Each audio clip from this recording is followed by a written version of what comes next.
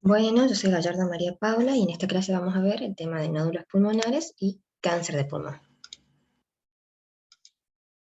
Empezando, por definición de un nódulo de pulmón, se definen las imágenes como una lesión pequeña de menos de 3 centímetros, bien definida, rodeada completamente por parénquima pulmonar. En cuanto a la clasificación morfológica, que después nos va a servir para protocolizar el seguimiento, según el aspecto en la TAC, pueden ser sólidos, es decir, tienen un aspecto, un aspecto homogéneo, eh, con un patrón consolidado, o subsólidos, que pueden ser completamente de vidrio esmerilado o parcialmente sólidos cuando tienen los dos tipos, generalmente un centro bien homogéneo, consolidado y por fuera un patrón en vidrio esmerilado. Acá tenemos unas imágenes en tomografías, que es lo que más nos sirve también para relacionar cuando lo veamos en el consultorio. En cuanto a la etiología, hay que recordar que básicamente se clasifican en nódulos malignos y benignos. Los malignos pueden ser de un carcinoma broncogénico, que estos se dividen en adenocarcinoma, carcinoma de células escamosas, carcinoma de células grandes y carcinomas de células pequeñas. Luego tenemos lesiones metastásicas. ¿Cuáles son los tumores que dan fundamentalmente lesiones nodulares en pulmón? Son mama, cabeza y cuello, melanoma, colon, riñón, sarcoma, tumor de células germinales y otros. También tenemos los carcinoides pulmonares, linfomas extraganglionares y diversos pueden ser un plasmocitoma o un yaguanoma. En cuanto a la etiología benigna, tenemos los de etiología granuloma infeccioso, que hay que recordar que son los hongos endémicos siempre, histoplasmosis, coccidioidomicosis, tuberculosis, otras micobacterias atípicas, criptococo y blastomicosis. Otras infecciones son el absceso bacteriano, generalmente producido por Staphylococcus aureus, la Dirofilaria imitis, el quiste de Echinococcus o la hidatidosis, la ascariasis, Pneumocystis jirovesi, que también puede dar un patrón en nódulos de vidrio esmerilado o subsólidos, y el aspergillus. En cuanto a las neoplasias benignas, recordemos el amartoma, que tiene una visualización patognomónica, que es la calcificación en palomita de maíz, y cuando tienen diversas densidades, por ejemplo, músculo, partes blandas, grasas y demás, eso le da el sello característico de amartoma. También pueden aparecer lipomas, fibromas, neurofibroma, leiomioma, angioma, vasculares que a veces aparecen, y ya vamos a ver cómo se piden las imágenes cuando sospechamos de una etiología vascular. Son malformaciones arteriovenosas, varices pulmonares, un hematoma o un infarto pulmonar. Las malformaciones del desarrollo son fundamentalmente el quiste broncogénico. Tenemos también nódulos de origen inflamatorio, como lo tenemos en la granulomatosis con poliangiitis, en los nódulos reumatoides y la sarcoidosis. Y otros nódulos de otras etiologías más raras son el amiloidoma, la atelectasia redondeada, los ganglios linfáticos intrapulmonares, el pseudotumor líquido loculado y la impactación mucoide. Acá les dejo unas imágenes como para ir viendo. En cuanto a la evaluación inicial de un nódulo incidental, hay que nosotros recordar que este protocolo o esta evaluación no aplica para pacientes inmunodeprimidos, no aplica para pacientes con antecedentes de malignidad en tratamiento o seguimiento activo, o aquellos que presentan síntomas pulmonares. Es decir, ya hay un nódulo en un paciente con sospecha de cáncer de pulmón por tener clínica respiratoria y antecedentes que predisponen al cáncer de pulmón. Entonces, en otras palabras, ¿en quiénes vamos a hacer la evaluación inicial de un nódulo incidental? En aquellas personas mayores de 35 años, inmunocompetentes, asintomáticos, y que no tienen factores de riesgo para cáncer de pulmón. Es decir, que su riesgo es igual al de la población general. Entonces, ¿qué hay que hacer cuando nos encontramos un nódulo incidental? Hacer un análisis de la probabilidad de malignidad. Es básicamente analizar características clínicas y radiográficas.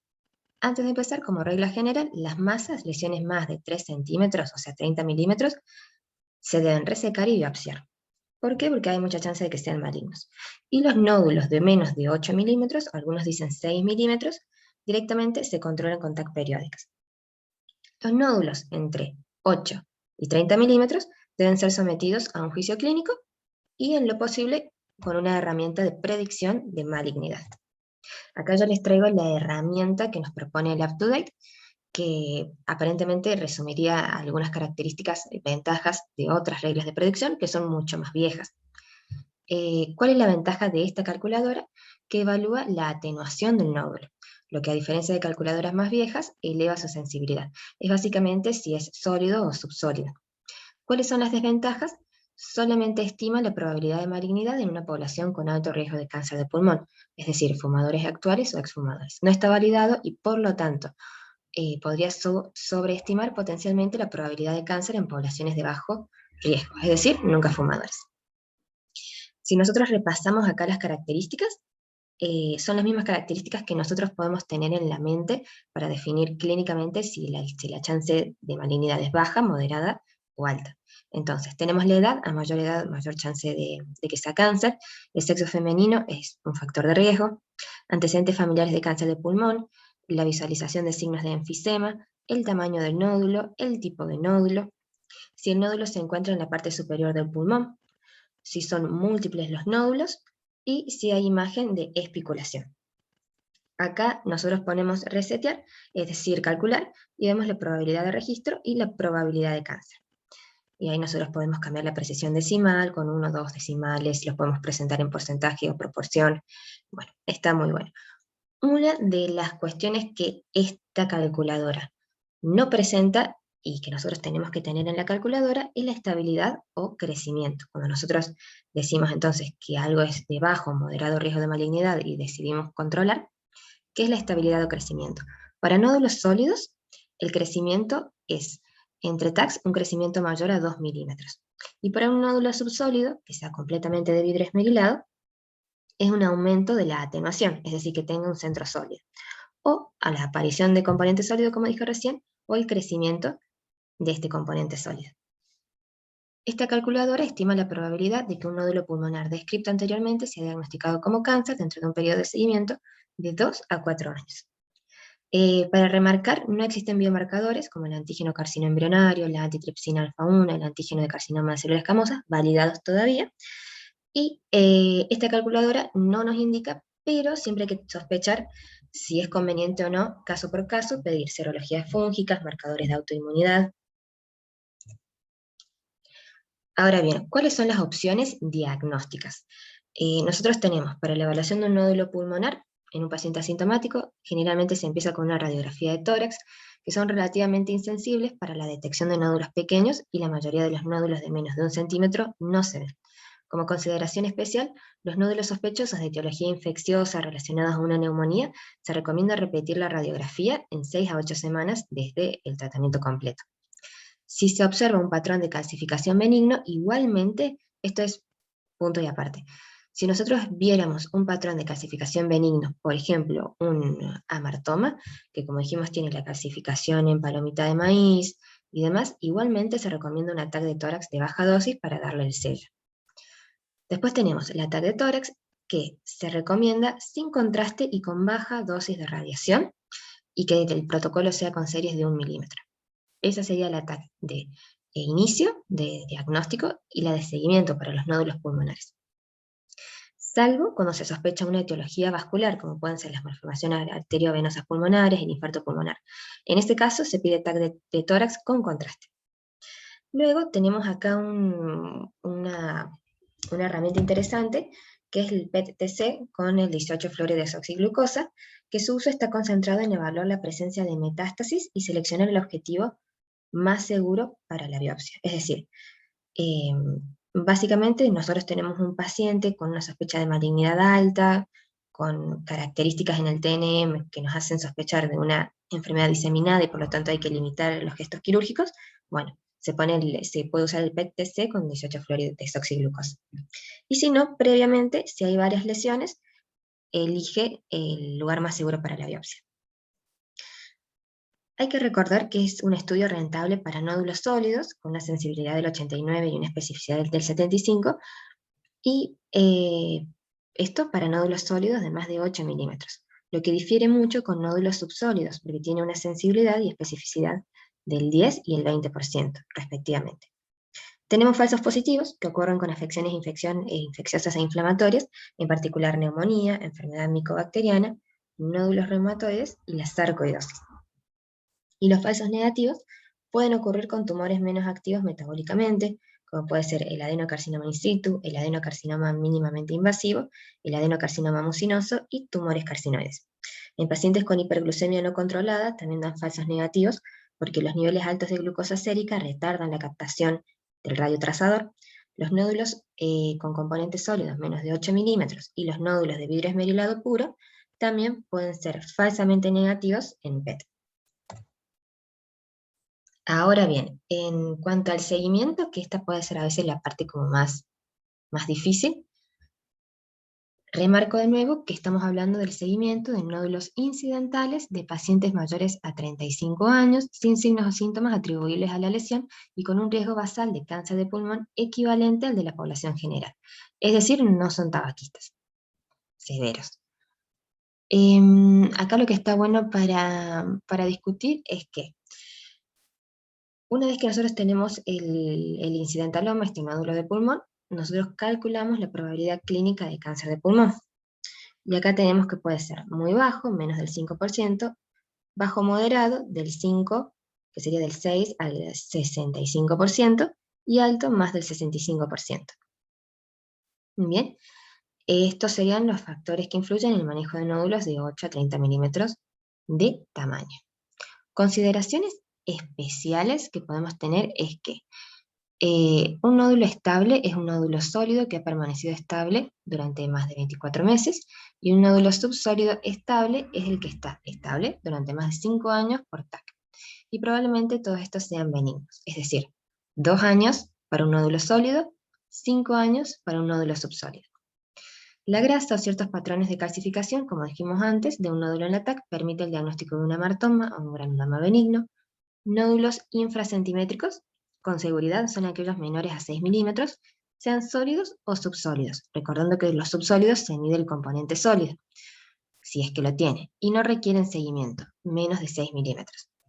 Los nódulos de 6 a 8 milímetros deben seguirse con imágenes seriadas, ya acá hay menos recomendación, pero sí que se tiene que hacer una imagen seriada, o si se desea una caracterización patológica con resección quirúrgica. En aquellos casos que tenemos múltiples nódulos, la TAC de tórax de seguimiento a los 3 a 6 meses para evaluar la resolución, porque es más probable que sean infecciosos inflamatorios.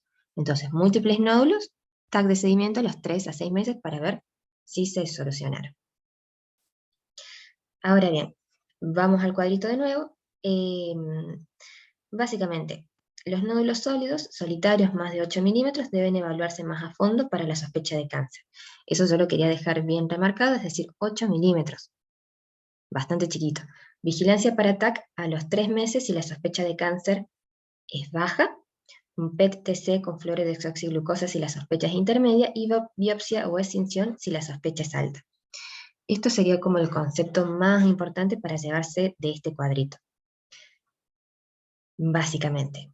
Acá además tenemos factores que influyen, son el riesgo quirúrgico, el riesgo de biopsia, si hay alta sospecha de infección o inflamación activa, los valores y preferencias del paciente, y si va a tener una mala adherencia con el seguimiento. Todo eso nosotros tenemos en cuenta, o deberíamos tener en cuenta, a la hora de definir cómo vamos a tener el seguimiento de un nódulo de 8 milímetros. Y este es un cuadrito como más difícil, no sé si más difícil, pero más completo, para que nosotros lo podamos leer, que es cómo es la evaluación de un nódulo pulmonar solitario, que se encuentra de forma incidental. Esto lo dejo acá para que todos lo podamos leer más tranquilos, pero es básicamente el seguimiento a largo plazo. Y acá esta es la evaluación de nódulos pulmonares subsólidos, solitarios e incidentales. Hay que tener en cuenta de que generalmente el seguimiento de un nódulo sólido es de 2 años, mientras que el seguimiento de un nódulo subsólido puede llegar a requerir 5 años. Acá vamos a hablar un poquito de lo que es el cáncer de pulmón. El cáncer de pulmón es la principal causa de muerte por cáncer en todo el mundo, tanto en hombres como en mujeres. El cáncer de pulmón de células no pequeñas representa la mayoría, que es el 85% de los cánceres de pulmón, y el resto es principalmente cáncer de pulmón de células pequeñas. Acá les dejo unas imágenes. La mayoría de los pacientes se presenta para una evaluación diagnóstica debido a síntomas sospechosos de cáncer de pulmón o un hallazgo incidental en las imágenes de tórax, El objetivo de la evaluación inicial es obtener suficiente información clínica y radiológica para guiar la biopsia de tejido para diagnóstico, estadificación y tratamiento. En cuanto a la epidemiología, como dijimos, principal causa de muerte relacionada con el cáncer en adultos, algunos estudios, pero no todos, sugieren que para cualquier nivel de tabaquismo las mujeres tienen un mayor riesgo de desarrollar cáncer que los hombres. En todo el mundo se estima que anualmente se producen 1,6 millones de muertes por cáncer de pulmón. El resultado clínico del cáncer de pulmón de células no pequeñas está directamente relacionado con el estadio en el momento del diagnóstico. Sin embargo, el 75% de los pacientes con cáncer de pulmón presentan síntomas debido a una enfermedad local o metastásica avanzada, que no se puede curar. A pesar de los avances en la terapia, las tasas de supervivencia a 5 años promedian aproximadamente el 18% para todas las personas con cáncer de pulmón. Ahora bien, ¿cuál es la clínica? La mayoría de los pacientes que presentan signos o síntomas clínicos debido al cáncer de pulmón tienen una enfermedad avanzada, y nosotros lo vamos a ver con tos, en el 50 al 75%, hemoptisis, 25 a 50%, disnea, un 25%, y dolor de pecho, 20%. Menos comúnmente hay signos y síntomas o anomalías de laboratorio de las metástasis a distancia o síndromes paraneoplásicos. Las características que sugieren un carcinoma de pulmón de células pequeñas incluyen síntomas rápidamente progresivos y la presencia de síndromes paraneoplásicos, que pueden ser el síndrome de secreción inadecuada de hormona antidiurética, metástasis mediastínicas voluminosas, síndrome de vena cava superior, metástasis óseas y cerebrales. El síndrome de Pancoast y la hipercalcemia se encuentran con mayor frecuencia en los pacientes que tienen cáncer de pulmón de células no pequeñas.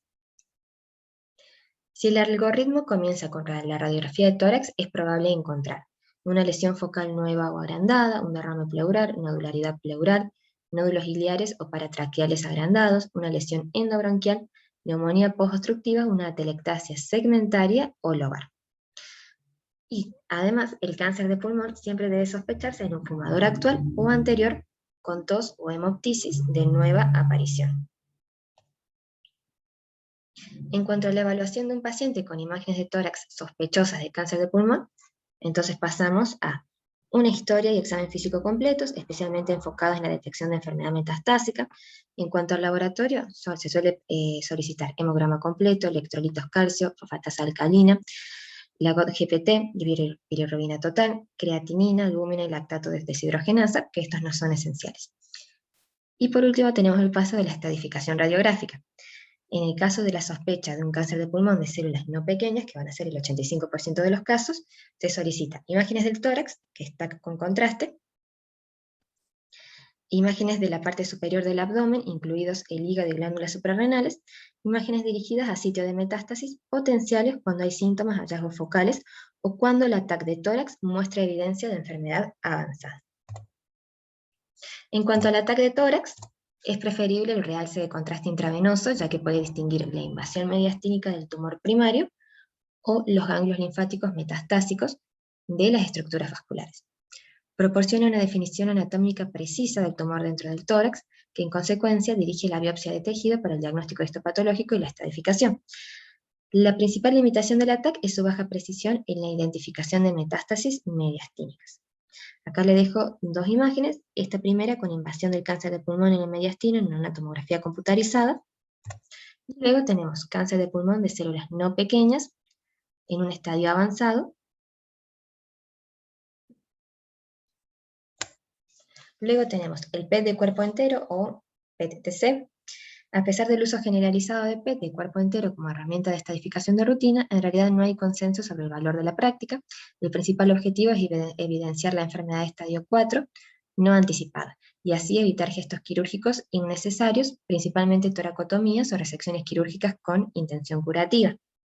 No se ha demostrado que su uso mejore la supervivencia, y la evidencia es contradictoria sobre si el PET puede reducir el riesgo de toracotomía inútil. Proporciona información sobre la actividad metabólica del tumor primario, la afectación mediastínica y posibles metástasis a distancia. Su principal desventaja es la escasa correlación anatómica. Por eso surge el PET-TC. En conclusión, se prefiere PET o PET-TC selectivos en pacientes que son candidatos a resección con lesiones primarias más grandes o en aquellos con alto riesgo de complicaciones quirúrgicas. en los cuales vale la pena descartar si tienen o no enfermedad metastásica que limite las opciones terapéuticas. Esto sería cómo se ve entonces el PET y la reconstrucción por TAC. Nosotros ahí vemos los sitios de hipercaptación del radiotrazador y en la TAC el nódulo.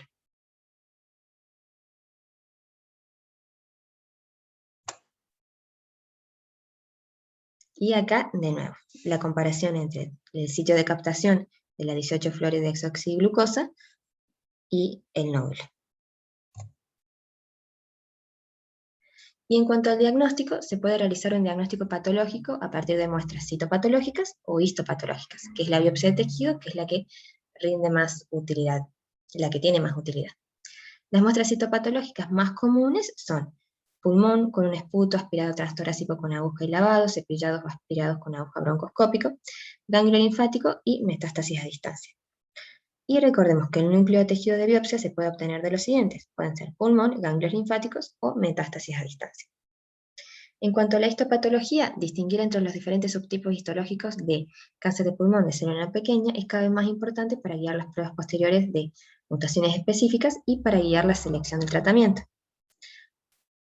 Siempre hay que recordar que entre los cánceres de pulmón de célula no pequeña y célula pequeña tienen tratamientos y pronósticos muy diferentes, y siempre está bueno recordar los diferentes subtipos histológicos del cáncer de pulmón de célula no pequeña. Acá les dejo un cuadrito con la estadificación, que siempre está basada en la TNM, y un poquito de una parte importante para nosotros, que es cómo se hace el cribado de cáncer de pulmón. Siempre hay que recordar que requiere de asesoramiento que reafirme que el cese tabáquico es una intervención más probada y eficaz que el cribado para reducir la carga de morbilidad y las muertes por cáncer de pulmón. Hablar con el paciente de que se necesita de un compromiso continuo, es decir, que el cribado se hace a lo largo del tiempo, no es solamente una imagen y se va, y que el hallazgo positivo más frecuente se van a limitar a lesiones benignas que pueden ser que se sometan a estudios repetidos o quizás quirúrgicos, que no van a valer mucho después la pena al ser lesiones benignas. En UpToDate básicamente hace un resumen de todas las guías y sugiere la detección anual con tomografía computarizada helicoidal de dosis baja, solo para aquellos que cumplen con todos los siguientes criterios. Están en buen estado de salud en general, son pacientes que tienen un mayor riesgo de cáncer de pulmón y tienen entre 50 y 80 años de edad. Las personas con mayor riesgo, según lo definido por el grupo USPSTF, del 2021 son aquellos con un historial de tabaquismo de al menos 20 paquetes por año y fumadores actuales o exfumadores que han dejado de fumar en los últimos 15 años. El cribado debe suspenderse una vez que la persona no haya fumado durante 15 años o tenga una esperanza de vida limitada. Tener acceso a centros cuyas capacidades de tratamiento radiológico, patológico, quirúrgico y de otro tipo en el manejo de lesiones pulmonares o indeterminadas sean equivalentes a las del ensayo NLST, y comprender la posible necesidad de una evaluación posterior si aparecen hallazgos anormales. Y además deben ser pacientes capaces de gestionar el costo de la detección anual. Entonces, en estos pacientes, anualmente un ataque de tórax sin contraste de baja dosis de radiación. ¿En quiénes? Pacientes con un IPA de 20 o fumadores en los últimos 15 años, actuales o que dejaron de fumar pero no cumplieron 15 años de cese tabáquico. Una tomografía anual. Y en esta tomografía anual va a estar sometida a los hallazgos si aparecen nódulos sospechosos de malignidad, que van a tener que estudiarse más periódicamente y probablemente vayan a un gesto quirúrgico, como toma de biopsia o citopatología. Esa sería la clasecita y acá les dejo los títulos del UpToDate que me sirvieron para hacer esta clase.